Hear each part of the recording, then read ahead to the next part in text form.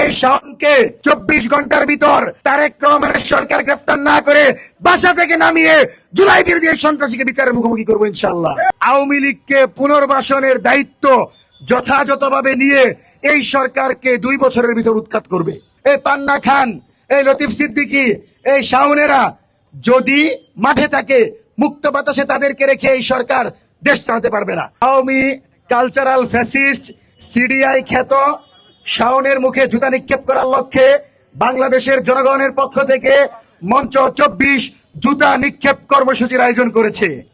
আজকে আমরা যে কালচারাল ফ্যাসিস্ট যারা দীর্ঘদিন নিজের দেহকে ব্যবসা করে বাংলাদেশের শিল্পী হয়েছে, যারা টাকার বিনিময়ে খাটে খাটে দৌড়িয়েছে, আজকে তারা আওয়ামী লীগের টাকায় আবারও খুনি লীগকে বাংলাদেশে পুনর্বাসনের জন্য দায়িত্ব নিয়েছে।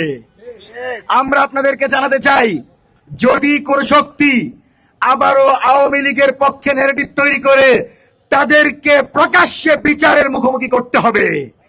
আপনাদের সবাইকে জানাচ্ছি, এই শাওন সেই ব্যক্তি যিনি আসিফ নজরুল যখন ইন্টারিমে দায়িত্ব ছিল, ইন্টারিমে থাকাকালীন সে জুলাইয়ের পক্ষে থাকার নাটক করেছে, আর এই শাওনরা তখনও জুলাইয়ের বিরুদ্ধে লাগাতার বক্তব্য দিয়ে গেছে।